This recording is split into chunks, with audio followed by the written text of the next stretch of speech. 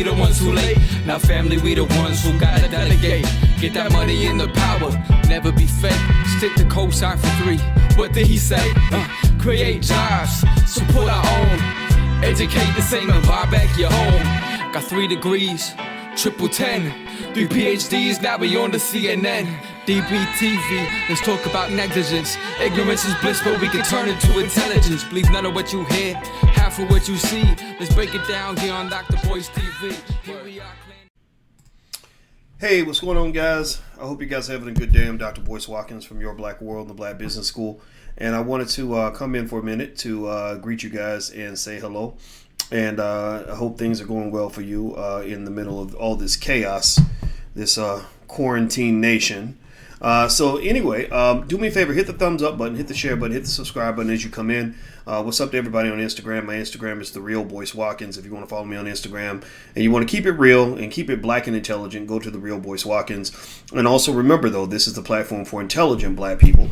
So if you're not black and intelligent, you may want to get the fuck out. So let me go ahead and break some of this down for you as I greet some of you as you walk in. Hey, Sharon and Shurian and Jay Brown and Alexis and B Stephanie B Witch not bothered. M Sterling Brunson, put your B1 in the chat, hashtag B1 if you understand that black people come first, that our community comes first. Just put B1 in the chat. Let me know we're on the same page. So let me let you guys know what I'm here to talk about. I'm here to talk about this lady named Lizzo, this interesting lady who she's big. She refers to herself as that fat bitch. And she likes to engage in what I refer to as what is unfortunately the Mammy Jezebel minstrel show. Basically, if you take every stereotype known to man, you just ball them all up, every embarrassing, ridiculous stereotype about the black woman, every humiliating gesture that a black woman can commit, everything that we hate about the way they think of us, if you take every negative, horrible, disgusting stereotype that they put on the black woman and ball it up into one person, Lizzo kind of defines all of that. She personifies that. And so anyway, Lizzo was in the media not too long ago because Diddy, I guess Diddy is doing, now again, with Diddy, there's a lot to unpack there with Diddy. Diddy's not a terrible guy, but there's some stuff there in terms of just this interesting thing where black people, we've learned to really embrace the minstrel show, like we really have. We see, don't get me wrong, it's like we're great dancers and it's okay to dance and all that, but I think it's more so the fact that we just do that so much. Like that's the main thing that we're always thinking about doing. During the quarantine, it's all about a party. It's all about, just twerking and all this other stuff. Now, again, I'm not here to say that that's bad. There's some groups. I mean, dance is fun. Dance is cool. My favorite girl group of all time was TLC. My cousin T-Boz was in TLC. She's my second cousin. Our grandfathers were brothers. Her grandfather's name was Sam. My grandfather's name was Matt. And they danced and they were cool, crazy, sexy, cool. I love a group called the Royal Mix out of Philadelphia. They dance a lot. I think dancing is cool. But I think that there's something about the fact that black people love to dance so much and the fact that we put our dancers and our rappers at the top of our priority list. Like that's really who we really look up to. And where you got to be careful with that is that those people are planted by white folks. They're propped up by white people. If white people were not giving them money, they would not be rich, right? So these are not people who are necessarily supporters and defenders of authentic, independent blackness. These are individuals that have been puppetized and put in front of you. And what it unfortunately does is it leads to a community where even when you're in situations where it truly is a state of emergency, even when you're in situations where, your lives are in danger, your futures are in danger, your children are in danger, all somebody got to do is just do the turn up. And next thing you know, y'all showing up with a bottle of Cavassier in your hand and all this other stuff. So a lot of unfortunately, as much as I love rap, like I love rap and hip hop, like I have my favorite rappers. In case you want to know, T.I. is one of my favorite rappers of all time. KRS-One, guys like that. And, because I respect that lyrical dexterity. I respect the intelligence it takes to be a great artist. But I think that you have to really stop for a minute and critically analyze what this culture is doing to your people and why it makes you a fucking joke. Like why it makes you look stupid. So here's what happened with Diddy and Lizzo. Hit the thumbs up button. Please hit the thumbs up button, share, and subscribe button if you haven't done that yet. So I saw something. Somebody, Vicky Dillard, sent me a note and asked me what did I think about the whole situation between Lizzo and Diddy and the twerking thing. And I was like, "What do you mean? What happened?" And I saw the video. So basically, here's what was going on. So Diddy was having a party. Diddy been partying for 30 years. That's kind of what he does. He's a friendly guy. He's always got the smile. He's smart. He's smart, by the way. He came out of an era in the 90s where it got real hot for a minute. You had East Coast, West Coast, white folks were propping up this East Coast, West Coast battle. The media was creating this Biggie Tupac scenario where really Farrakhan could have got Biggie and Pac into a room to talk to each other and he would have squashed that. But white folks, when y'all let white folks control the narrative, they want you to kill each other. So basically, Biggie and Pac both died due to white media, in my opinion. So you had this crazy East Coast, West Coast situation. I was the same age as Tupac. Our birthdays are like a month apart, if I'm not mistaken. So I was watching every second of it. And I remember it being a very dangerous time. You had guys that went over the top who didn't make it. You had Tupac who didn't make it. You had Eazy-E who didn't make it. Suge Knight didn't make it. But then you had guys that were a little bit more intelligent and strategic. You had Diddy, Ice Cube, Dr. Dre. They were Snoop. They were smart. That's why they made it. That's why they get a chance to live to old age and they continue to be successful. But you had a lot of guys that didn't make it out of that era. And so anyway, with that being said, Diddy is a person that is extremely intelligent, as is Lizzo. I'm sure Lizzo's a smart lady too. I don't know enough about her, but she seems pretty smart. But the thing about it is that, there's always been this sort of weird, almost minstrel show, almost like a joke kind of thing. Like it's always, let's smile, let's laugh, let's dance, let's have a party, let's have some fun. And I think that that's okay. Fun is cool. I'm not anti-fun. But white folks have been at war with your black ass since 1555. Like, they've been at war with you since you arrived on slave ships. Like, so I'm trying to just understand why we're always trying to like smile and buck dance and have fun when, at some point you got to sit down and you got to handle your business. You got to be serious. At some point you must be serious when you are at war. You cannot always have a party when people are trying to come kill you. That's just, but maybe I'm being too extremist. My God, the idea of black people actually standing up for ourselves and building something and being productive and intelligent, that makes me too serious. I'm the party pooper. But, but I think that that's something that we have to process as a people. So I'm watching and I don't pay attention to it. I'm a grown ass man. I'm not into Instagram parties with the music and the turn up and all of that. Like it's just like too much, And in fact, actually, the fact that we party so much is the reason why white people stole $1 trillion industry out from under your ass with hip hop. Hip hop was created by black people in the South Bronx. And I interviewed some brothers who were there, who were right there in the middle of it all, who were part of the crew back with Kool Herc and Grandmaster Flash and all of them, and literally creating the evolution of like one of the greatest art forms in the history of all mankind.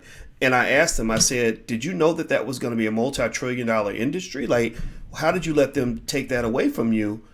And you know what he said? I swear to God, I'm not kidding. He said, well, Dr. Boyce, we was just looking to have fun. We was just looking for the party. And I said, yeah, that's the problem. You spend all of your time looking for the party, but you're not looking for the power. You're looking to have fun, but you're not looking for the party, for the power, for the purpose, or for the profit.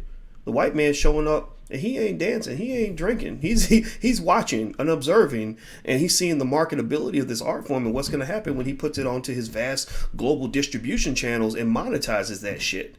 So that's why he ends up walking away with the money, and you got the bling, you got the bottle of Cavassier in your hand. So anyway, let me keep going. So people make money off of your partying. I just want to make that clear. The guy who actually created, what the hell was it? What's that liquor brand that everybody drinks? It's either Hennessy. I think it's Hennessy. And he also created Louis Vuitton. I don't know if y'all know, but this guy's worth like $110 billion. Did y'all know that? He's worth over $100 billion. Like, and literally, I'm sure he just sits around thanking God that black people love his product so much, because y'all probably created at least 20 billion of that 110 billion. I mean, it's a global product. He sells it everywhere. but we're probably responsible for about 20 or 30 billion of that 110 billion. And y'all know black people, one thing we've always had is the cool factor. We might not have never been seen as the smartest people in the room, but we're always seen as the coolest ones in the room. You know, the little white girl going to college dates the black guy so she can piss off her dad because being around black people represents some form of radicalism or whatever, or rebellion against your white parents. And then after you're done fucking your black boyfriend, you go right back to living as a little white girl again, and you marry a little white guy named Chad and get a house with a picket fence and all that. You know, but that's what it is. Like they hang out with you because you represent like kind of this ostracized outclass, like this rebellion that pisses off their parents. Like just that's what you are. That's your role. So, and that's why even in a movie, when you start seeing, I was watching Disney with my little girl in the house, and I saw this Disney movie, and when they went to the bad side of town, they started playing hip hop. Everybody started doing hip hop dance moves and all of that. And I was like, that's interesting. So when they're on the fluffy side of town, you know, it's Britney Spears and you know, I'm trying to get the names right. What's that lady's name? The lady that Kanye took the trophy from, Taylor Swift, right? It's Britney Spears and Taylor Swift on the good side of town, but on the bad side of town, it suddenly becomes hip hop and all of this, right? You know, so it's kind of funny. Like that's how they see you. That's how they see you. It's very important for you to understand that, so you can understand what the minstrel show actually does in terms of why it leads to extensive degradation of you as a human being. Why the black person who comes into the office and says, no, I'm not here to rap or to sing or to dance. I'm here to do computer engineering. And they laugh you off and they replace you with the Indian guy or the white guy because that's their role. When they want computer engineers, they call white people or they call the Indian guy. When they want to have an office party, they'll bring in the Negroes, right? You have a special role. You have been typecast. So anyway, so I was watching this little party on Instagram. I wasn't watching it. I just saw the clip. So Diddy's, you know, doing what he's been doing for 25 years, dancing, music, all that. And Lizzo's on there. So he was bringing these celebrities on, and they were dancing in these dance parties because, of course, black people just always love to have a party. And so Lizzo is dancing, and suddenly Lizzo, you know, she's on there, you know, in her full glory, you know, all 400 pounds of her or whatever. And she's working it out. Lizzo's a pretty lady, by the way, very pretty lady. She's just kind of big, you know. But she bends over, she starts twerking, because that's her favorite thing. Like that's what made her famous, right? That's how she got all that money. That's why white people love her so much. And Diddy comes in and he turns off the music. He's like, no, wait, we need something a little more family friendly. Now, ironically, it could give the appearance that Diddy was turning off the music because he had an elephant twerking, you know, on his Instagram. And that just wasn't, it just ain't cute. It wasn't cute. But what Diddy said in the moment and what he said later is that he turned off the music because it was Easter and the music was not family friendly. The music was like, you know, ratchet shit that, you know, that all your kids probably hear on a daily basis. So Diddy comes out a couple of days later and clarifies and apologizes. And the reason he comes out and apologizes is because, or clarifies, I'm not even going to say if it was a full apology, but it was definitely a little bit like he was trying to clean up a mess. And that was because a lot of people, not the whole internet, the people that had common sense probably say, yeah, you need to turn the music off. But the people that don't have common sense, you know, maybe the extreme feminists or the Me Too movement or whoever believes in defending, you know, big fat slutty behavior in black women and Mammy Jezebel minstrel shows, all pretty much went in on Diddy, and they said that he was fat shaming and all this other stuff. So some of the terms that they use would be fat shaming and slut shaming. Those are two popular terms that the feminists created to justify ridiculous behavior. But I would almost say it's also I would say that, you know, you could also call it mammy shaming and coon shaming. I think that unfortunately for Lizzo, and this is not her fault, she's probably not. I don't get the sense that she is introspective enough to understand that she's part of a bigger picture. I don't think that she understands that when I talk about her, I'm not really talking about her.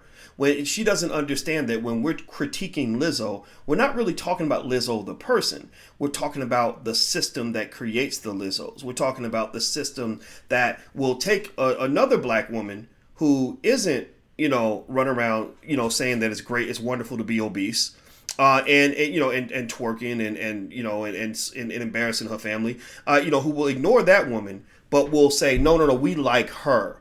We like her because she fits the same stereotype that my grandfather used to like back in the Cotton Club. She fits the same watermelon, buck dancing, bug-eyed Negro stereotypes that we enjoy, that we like as white people. Like, we don't really want you presenting yourself as a human being because you're not a human being. You represent what we think you are, which is a pack of fucking animals, right? So ultimately, with Lizzo, it's not. I'm not really. When I talk about Lizzo, I'm not really talking about Lizzo. I'm not playing checkers here. I'm talking about chess. Chess is, what is the system? Pay attention now. Think about this. What is the system that, of entertainment that literally has created a world in which the most famous, the most listened to black people in your community tend to be the most ignorant? Who did that? Did black people pick Lizzo? I did a survey amongst black people. I care more about what black people think than anybody else. So I did a survey. And I said, do you think that, because I'm thinking I'm losing my mind. You know how it is when you see, it's a good thing I kind of think I know who I am. So I'm able to kind of talk. I can talk against the wind. I can talk about the bullshit, even if it's popular, because I'm comfortable with who I am. But if I wasn't sure about who I was, I would think I was going crazy, because I saw her and I said, what the hell is this, man? Like, this, what am I looking at? What is this? And she was performing, and I remember, I'll never forget the first day I saw Lizzo perform. She came out, and there was a big thong on the stage. It was a big booty with a thong in it. Literally, like a big, gigantic, mega-sized, air balloon-sized thong. And she comes out, and she's wearing a bikini with all the jelly rolls hanging out. And she had these dancers that were all like really big girls. They need to keep some paramedics nearby, because they were up there working. I was like, how do you do all that dancing and y'all ain't lost no damn weight? Like, that's impressive to me. So and all the white women get up, stand up, they all screaming, we love you. And I'm like, oh Lord, the white feminist lover. So that means she must hate men. So I'm listening to the lyrics, because when I listen to entertainers, I pay attention to their lyrics. And I first got, why men great till they gotta be great, right? And I'm listening, I'm like, oh, okay, I get it now. So so the feminists like her because she's the outrageous Mammy Jezebel minstrel show who kind of fits the stereotype that she like a hoish version of an Aunt Jemima, and she's also singing about how terrible men are, which is kind of the theme, the bond that holds a lot of white feminists together. Is like, I may not know you or like you as a person, but we both agree that we want to find every man in a 100-mile radius and remove his penis, right? Like, so it fits, right? That black female Mammy Jezebel minstrel show type woman fulfills the agenda of the white feminists. The same way they use Tarana Burke, aka KRS2. Y'all know she looked like KRS. Y'all know that. Not like KRS's sister. She looks like KRS. Like, if KRS just put on a wig, that would be Tarana Burke. And I'm not trying to be mean, I'm just stating facts. So Tarana Burke has the Me Too movement, which started out as a noble cause, because we all want to protect our little girls, from the predators. We got the predators in the community. Predators have to be dealt with. Absolutely. Tarana had the Me Too movement to protect those girls. Then white feminists kind of grabbed it and hijacked it, and it became this whole other thing. It became something else, to the point where Tarana Burke almost felt like an enemy of the black family. There was something very negative about what it eventually became. So that's kind of what's always happened, right? Black folks start off with something that's one thing, and then other people grab it and they turn it into something else. That's always going to occur when that cultural appropriation happens. So Lizzo is not embraced by the black community in an extraordinary way. She's embraced a little bit, but she's not embraced at a level that would match other black women who sing that we all love and respect. So this is not anti-big girl. Let's just be 100% clear. This is not me saying big girls, there's something wrong with being obese. Just being honest, a large percentage of black people are obese, including myself. I mean, that's why Alicia had me out here running, because I had gained all that weight. And I'm still not slim, trim, and sugar free right now. So this is not anti-obese. In fact, there are many obese black women, not obese. Let's use a different word. There are many black women who are big, right? Big bone, thick black women that we love to death. You know, Patti LaBelle, you know, was she had some weight on her, right? Aretha Franklin had some weight on her. But there was a class that Aretha Franklin brought to the table that Lizzo does not. In fact, I would dare to venture that if Aretha Franklin was alive and you showed her Lizzo and said, girl, she's just like you, Aretha would be very, very, very much offended. Aretha would say, she ain't like me. I don't know if you ever heard that story where she met the lady. Do you remember that song where the girl had that was singing, I want a freak in the morning, a freak in the evening, just like me. You know what I'm talking about? And it was kind of racy for the time. And she met Aretha in the airport. And she's like, oh my God, you're my hero, you're my idol, I just love you so much. And Aretha was like, you need to get the hell up out of here with that. Like, I have no respect for what you do. Alicia Howard, or Dina Howard, that's her name. No disrespect to Adina, but that's the story. At least that's the story I read. That Aretha was like, no, you're not. You don't represent what I represent, right? And so this is not anti big girl. This is not fat shaming in that sense. Now, here's what needs to kind of be considered, though. Here's what you got to process now, right? This is why I hated the fact that Diddy had to come back and apologize. I understand why he did, because that's his world.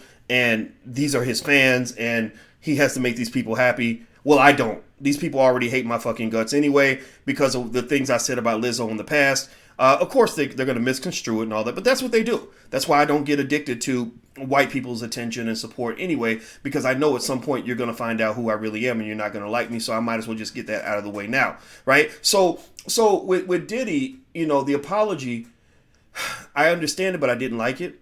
Because it reminded me of when Snoop apologized to Gayle King when there was nothing to apologize for. I would just say this, I get I understand admitting when you're wrong, but I just get tired of seeing prominent black men on their knees asking for forgiveness from the public when they actually did the right thing. Snoop Dogg did not have to call Gayle a dog-head bitch. He didn't have to do all of that. But standing up against Gayle King was the right thing to do. And it bothered me. It really made me very sad to see him go from being big Snoop Dogg to a little baby Snoop bitch. Like, that's what he looked like. He looked like a little baby puppy, apologizing 2-3 times. I mean, not just once, but like 2-3 times. He's like clearing up the original statement, then he's clearing up the apology. And I'm just like, this is like so sad to me. Because I would have preferred if he had just not said anything in the first place. I would prefer if Snoop had just stayed out of it, But when you jump out there all gangster and you take the lead of a movement and then you kill the movement by apologizing for your participation in the movement, then that is a big problem, because that's actually what they did back in the 60s when black people would actually stand up against white supremacy. Whenever black people really stood up, they would always put somebody out in front by using media. And then that person would take control of the movement, and then they would drive the movement off a cliff. That's always occurred. So that's what I felt happened with that particular situation. It really bothered me. So with Lizzo, I don't think Diddy had to apologize for anything. I think that twerking on Easter in front of children, anybody who thinks that that's normal behavior, I just want to say fuck you. You obviously either don't have kids or you don't care about your children, because that's not cool. We do, because here's what's going on. You're talking about the sexualization of our little girls at an early age. Why is that a problem? Well, it's a problem because when these little girls are 12, 13, 14 years old, thinking they're grown because they've been listening to Cardi B train them on how to suck a dick since they were 6, then these little girls become victims of the predators out there that are looking for, over-sexualized children. They're looking for the middle school girl who thinks she's grown so that she will voluntarily get into R. Kelly's car and ride off with him into the sunset. R. Kelly, he didn't have to kidnap the little girls in the middle school when he would drop by the playground looking for chicks. He didn't have to force them into his car. A lot of those little girls voluntarily got into his car because somebody sexualized them at such an early age that they really thought they were grown. They thought they were ready for a grown-ass man. You know that song, I might be young, but I'm ready, right? They were like, I might be young, but I'm 13 now, girl. You ain't ready for that. You ain't ready for a 45-year-old man who's had the experiences that he's had, but you can't tell them nothing because somebody's been sexualizing them since they were little. So to me, it's incredibly interesting how, and this is something where that breaks down. This Dr. Claude Anderson talks about how we major in the minors, or we play checkers, not chess. We see A and B, but we don't see A, B, C, D, E, F, G. We see how step 5 leads to step 6, but we don't see how step 1 led to step 2, which led to 3, which led to 4, which led to 5, which led to 6. What does that mean? Well, if you are, for example, talking about protecting little girls against becoming victims of sexual predators when they're 13, 14 years old, then a smart person would go back and look at what were you doing with those children when they were 6, 7, and 8 years old in the first place?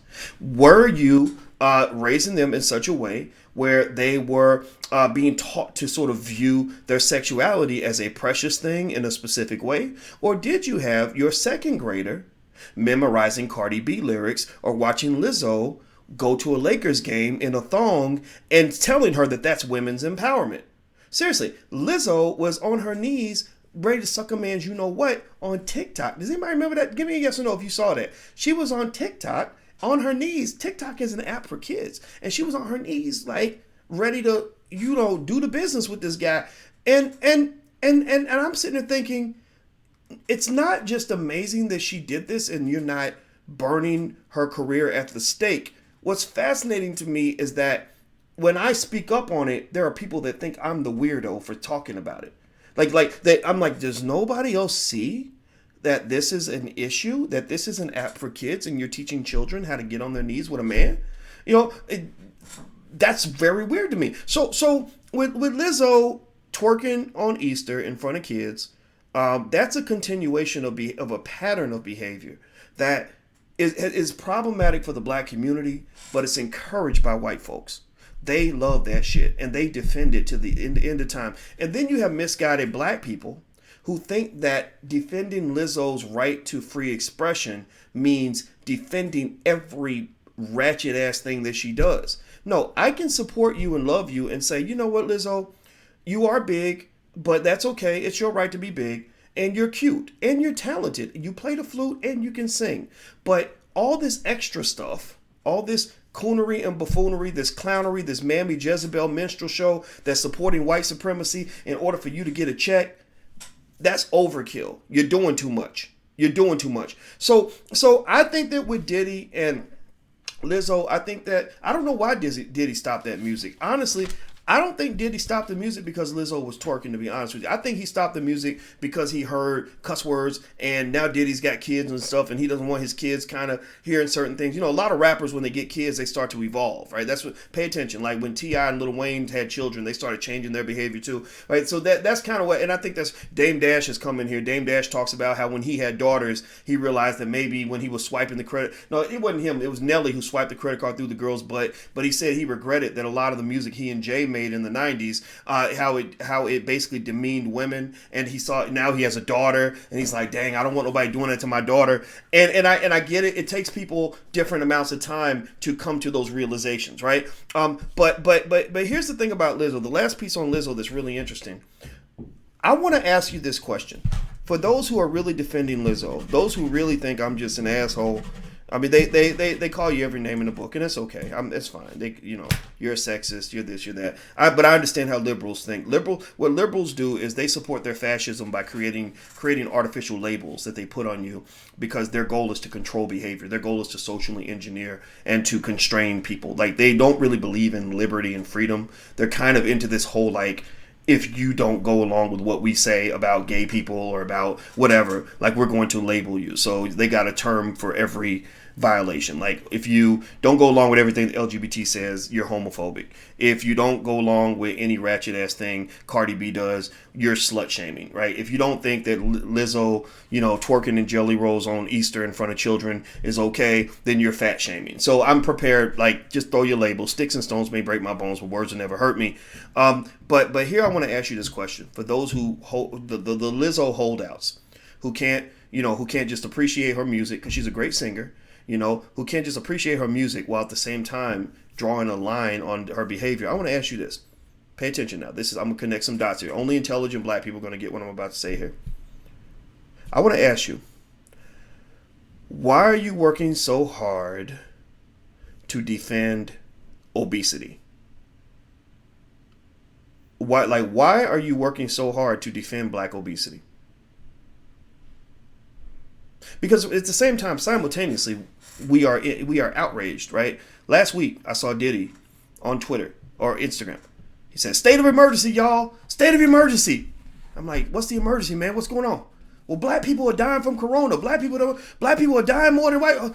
So he holds a big town hall meeting with a bunch of Democratic Party Negro surrogates and a few rappers, and they spend the whole time talking about how terrible it is that black people are dying from corona. Okay, I get it, man. We don't want black folks dying from nothing, but man, this corona thing, it sucks. Okay. Can anybody tell me what was one of the leading factors of a young, besides old age? There are two factors that drive death from coronavirus. One is old age. A big chunk of the deaths are people over the age of 80. So keep your grandma, lock up your grandma, and granddaddy. You can keep them in the nursing home because they don't need to be out. What's the other factor? Somebody state the other factor. Pre-existing conditions. Diabetes. Heart disease. Obesity. Obesity. Obesity. Obesity. So, what you're telling me is that you'll spend all day complaining about the problem, but then you also complain even more about the solution. High blood pressure.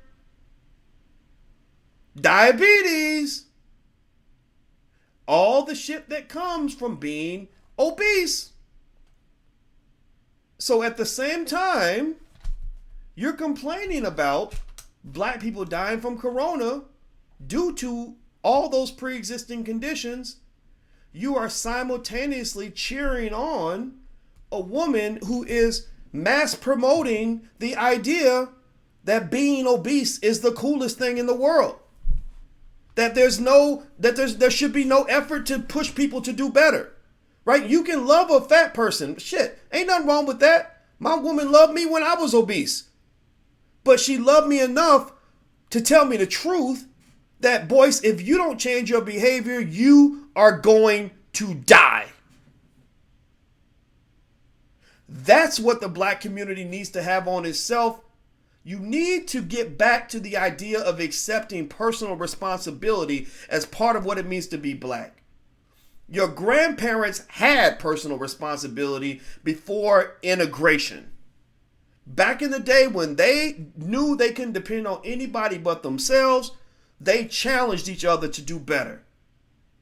But your ass is hanging out with these white liberals who tell you everything's okay, that being on drugs or being an alcoholic is a disability and there's nothing you can do about it, that being black is another disability and so there's no point in even trying to learn how to read, who tell you that, well, you know, being obese, we don't want to fat shame, so we don't want to say anything to her because it might hurt her feelings. Well, maybe somebody needs to hurt your feelings so they can save your fucking life. How about that? How about that? So I don't understand. You're living in a loop. You're living in a loop. The loop is, on one hand, I'm upset that black people are dying from coronavirus, from pre-existing conditions like heart disease, diabetes, strokes, and all this other stuff, whatever the hell happens when you get obese. And then at the same time, I'm going to get mad because somebody says maybe we shouldn't be mass marketing obesity like it's the coolest thing in the world. Maybe we shouldn't be supporting artists who are mass marketing drug addiction like it's the coolest thing in the world. Maybe we need to think about our behavior and connect the dots in terms of how our choices can impact our situation. And anybody who does not think that your choices as a black person impact your outcomes as a black person, to me is a white supremacist, because basically what you're saying is that white people control everything, that there's no point in even trying. So to me, you're telling me they're superior to me, which means that I have no ability to control any of my outcomes. And I think that's an absolute crock of shit. I know many black people, many of them in here. If you are a black man who takes care of your damn kids, I want you to raise your hand in the chat. Say something in the chat. If you are a black man who takes care of your children, say something in the chat. If you are a black woman who takes good care of your household and makes sure your children are educated, say something in the chat. Just say me or say I or whatever. Speak up. If you are a black person in this chat who saves and invests your money so that you can have a good economic future, say something in the chat. Say I. So I point that out because there are millions and millions and millions of black people who understand how racism works, who understand that white folks, half the time white folks ain't shit, who get that. But at the same time, they also understand this idea that was stolen from you called personal responsibility. Personal responsibility means that 90% or more of what happens to you in your life is of your own making. Stop letting other people convince you that somebody else always did it, because sometimes you did it. Sometimes it was done by you. So that's what I'm seeing here. I think with the whole twerking on Easter in front of children thing, I totally stand by it. What's going on? Like, why must everything go back to twerking? Why must it always be a party? Why must we always be the ones who bring the party to the situation when, is that what we are? Is that what it means to be black in America? Is that you always the goddamn clown? Why are we always the court jester, man? We're supposed to be the king and the queen. We're not supposed to be the clown all the time. You can have a party, you can laugh, you can dance, you can sing, you can rap, you can do all those things.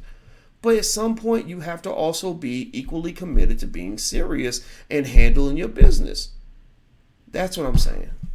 So in case you want to know, I know people said when I had that one thing with Lizzo a couple months ago, a lot of people felt like I got dragged. And I had people text me. They were like, "Are you okay, Doc? They're dragging you over the Lizzo thing." I was like, I don't even notice. I swear to God, I didn't notice. The reason I didn't notice is because I don't expect white people to be nice to a black man who tells them the truth about how all this bullshit works. I don't expect them to be my friends. I don't live under that illusion. So I was completely fine with it. I really, honestly, I swear to God, when I tell you, I thought it was hilarious. I really laughed about it. It was like, okay, yeah, of course. That's how I know I'm being effective. If white people like me too much, I will become very concerned. The day white people show up and say, "Dr. Boyce, we want to give you an award," I'll be like, why? What are you rewarding me for? I need to change my behavior because I'm not supposed to get an award. The other team is not supposed to be giving you awards because you're scoring points and you're taking something away from them. So I don't need that validation, man. And I just really think that all of us as a people have to kind of understand what this is.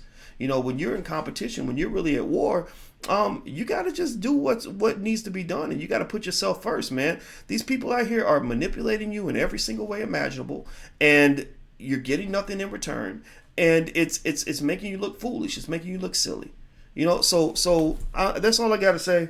I want to be careful because I don't want to make it sound like I'm dissing and attacking Diddy in case he sees the video, but maybe he will, and he's welcome to come on here and explain things. I think he's a very smart man, by the way. I don't think he's a stupid guy, but I didn't like the apology. I didn't like Lizzo twerking in front of kids on Easter. I think the whole fat shaming conversation is about the dumbest shit I've ever seen in my life. And I think that black folks just have to get back to common sense. That's it. Just get back to being to common sense. Because you actually have more sense than your oppressors do. You just need to have confidence to know that. All right, so I'm out of here, guys. Do me a favor. Hit the thumbs up button, hit the share button, hit the subscribe button. I'd like for you all to become stock market investors. This is something I'm going to mention at the end of every podcast. I want to remind you there's a free training on how to buy your first share of stock. Go to firstshareofstock.com. That's firstshareofstock.com. And I'd like for you to invest for your children. And then I'm going to do a survey in a couple weeks. And I really would like for us to be able to show that our stock market participation rate exceeds the rest of the economy. And that's one indicator to show that we're actually making progress in the wealth building front. So that's it, guys. Thank you for listening. I appreciate you tolerating me. And even in the areas where I'm wrong, I appreciate you forgiving me for being wrong as well, because I'm not right about everything. So have a good day. Hit the thumbs up button, share and subscribe, and I'll see you guys soon. Alicia and I are about to go run because I don't want to be obese. See you later. Peace.